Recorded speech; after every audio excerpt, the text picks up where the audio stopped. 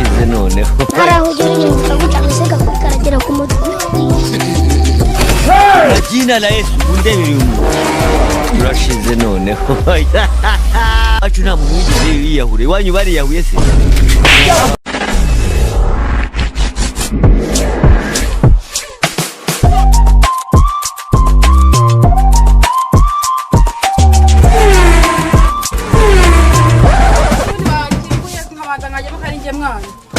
nanjye nakubwira tingura uri nje mwana anyo urajyamo nyuma ngasha nanjye nare nakubwa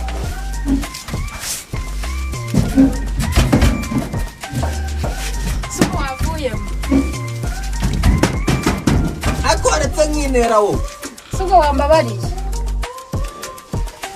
suko wavuye rwose kutuneka utumazemo munzu nta kintu kirimo urarya yabireke shange mba mfite indi tekinike ndaje ngwereke ubwantu ndakurisha nawe saa sita ubwo bireke wowe ndaba ndeba reka nzahubwo tugende eko ntaje ngwereke ahantu ngiye tujya kurya jya ujya ngo nabwirirwa mbi Kigali aho hantu jamais oya ndaje ndahakwereka aho kari nisi yaho ngo najyamo ubwo rero bivuze oya nta kibazo iherere uhita uza ngwereka ahantu tujya ngo ndagukorera umuntu wamba kukuresha ureke bya bintu ntabwo wangomeza kwicwa n'inzara njye narabaye i Kigali imyaka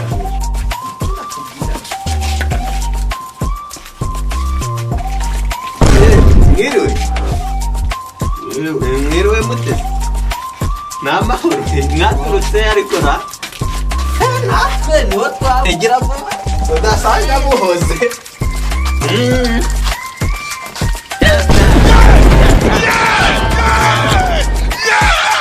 turashize noneho karahugera ibintu gutanguseka karagera ku mutwe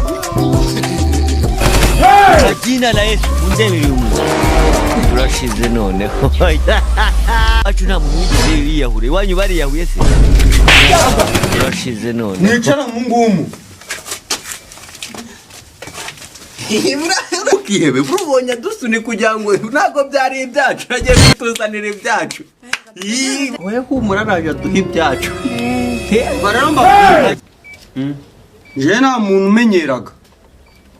je barambwiye ngo i Kigali buri wese amenyaga ibye